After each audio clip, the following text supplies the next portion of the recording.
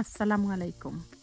চলে আসলাম আপনাদের সাথে আবারও একটি ইফতারের আইটেমস নিয়ে।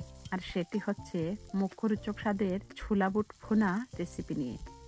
তো আমার কাছে ইফতারের আয়োজনে ছোলা বুট কিন্তু না হলে একদমই চলে না। তো আশা করছি আমার মতো যারা ছোলা বুট ভুনা পছন্দ করেন তাদের কাছে আমার আজকের এই ছোলা বুট ভুনা রেসিপি খুব বেশি ভালো লাগবে। তো আপনারা চাইলে রমজান মাস ছাড়াও কিন্তু বিকেলের নাস্তায় এই ছোলা বুট ভুনা অনায়াসে তৈরি করে খেতে পারেন। তো যারা নতুন রাঁধুনি তাদের কাছে আমার আজকের এই ছোলা বুট ভুনা খুব বেশি ভালো লাগবে। তো বরাবরের মতো ভিউয়ার্সদের কাছে রিকোয়েস্ট থাকবে রেসিপিটি দেখার শুরুতে অবশ্যই লাইক দিয়ে দেখা শুরু করবেন। আর আপনাদের এক একটি লাইক কিন্তু শেয়ারের কাজ করে। তাহলে চলুন কথা না বাড়িয়ে শুরু করা যাক। তো স্ক্রিনে আমি 1 কেজি মতো ছোলা সিদ্ধ করে নিয়েছি। তো সেহেরির সময় আমি ছোলাগুলো ভিজিয়ে রেখেছিলাম এবং সকাল 10টার দিকে 1 থেকে 1.5 ঘন্টা মতো সেদ্ধ করে নিয়েছি। সাথে আমি বড় সাইজের 2টি আলু সিদ্ধ করে নিয়েছিলাম এবং প্রত্যেকটা আলুকে 3 ভাগে ভাগ করে নিয়েছি। তো যেহেতু আমার পরিবারের সদস্য সংখ্যা কম, সেই অনুযায়ী আমি 6 ভাগে ভাগ করে নিচ্ছি এবং এয়ারটাইট বক্সে উঠিয়ে নিচ্ছি। তো আপনারা চাইলে কিন্তু এয়ারটাইট বক্স ছাড়া জিপলক ব্যাগেও উঠিয়ে রাখতে পারেন।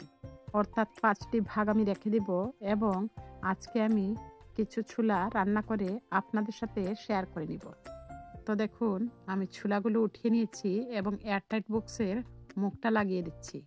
তো আপনারা চাইলে কিন্তু ইফতারের সময় কাজটাকে সহজ করে নিতে এইভাবে ছোলা সেদ্ধ করে রেখে দিতে পারেন। তো আমি 4টি বক্সে রাখার পর একটি জিপলক ব্যাগে উঠিয়ে নিচ্ছি আর এই 5টি ভাগ আমি ফ্রিজের নর্মাল পোর্শনে রেখে দিব। তো আপনারা যদি বেশি পরিমাণে সেদ্ধ করেন ডিপ ফ্রিজেও সংরক্ষণ করতে পারবেন। তো যেহেতু আমার পরিবারের সদস্য সংখ্যা কম, সেই অনুপাতে আমি ছোলাগুলো ভাগ করে নিয়েছি। তো আপনাদের পরিবারের সদস্য সংখ্যা অনুযায়ী রান্না করে নেবেন। তো আমি আলু দিয়ে ছোলাগুলো প্রথমে মাখিয়ে নিলাম। তারপর আমি ছোলা বুটটা রান্না করার জন্য অলরেডি চুলায় একটি ছোট সাইজের কড়াই বসিয়ে দিয়েছি। তার মাঝে আমি 2 টেবিল চামচ তেল অ্যাড করে দিয়ে তেলটা যখন গরম হয়ে গেছে প্রথমে হাফ কাপ পেঁয়াজ কুচি এবং 3-4টি কাঁচামরিচ কুচি অ্যাড করে দিলাম। দিয়ে দিচ্ছি স্বাদ মতো লবণ।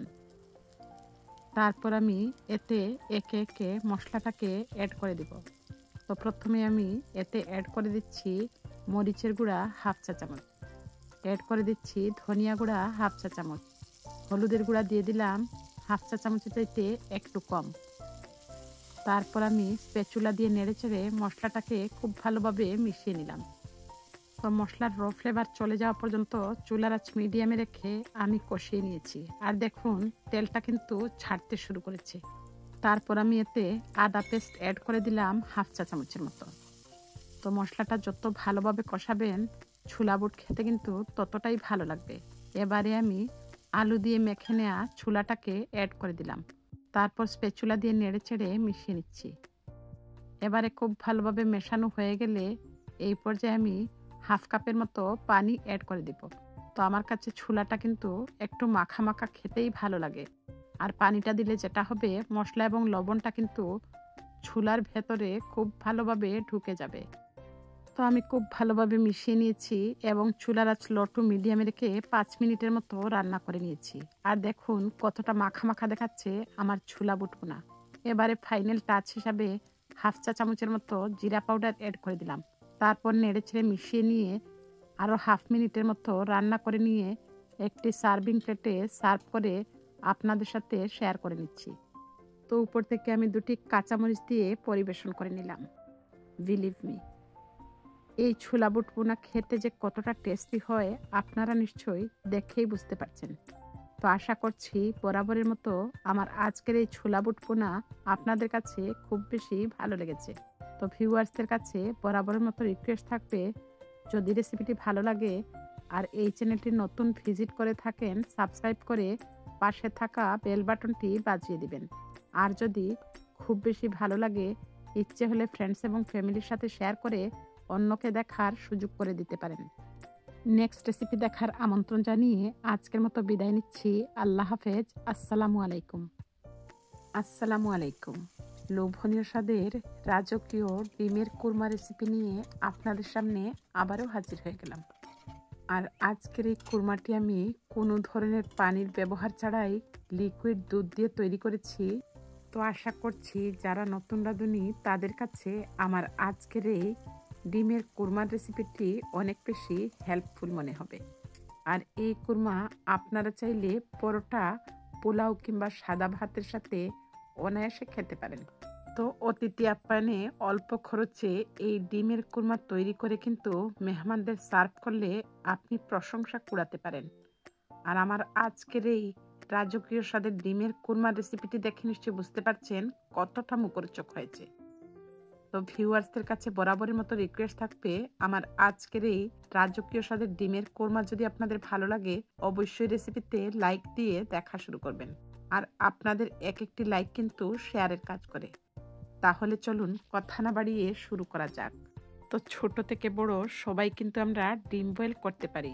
তো অফস্ক্রিনে আমি 12টি ডিম ফুল বয়েল করে নিয়েছি এবং কুরমাটাকে এগিয়ে নিয়ে যেতে এগুলোর খোসাটাকেও আমি অফস্ক্রিনে ছাড়িয়ে নিয়েছি।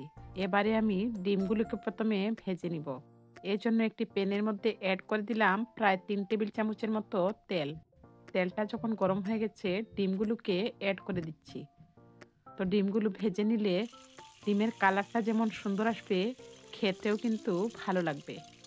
তো মিডিয়াম আছে আমি ডিমগুলোকে হালকা একটু ভেজে নিয়ে তেল ছড়িয়ে একটি প্লেটের মধ্যে উঠিয়ে নিচ্ছি।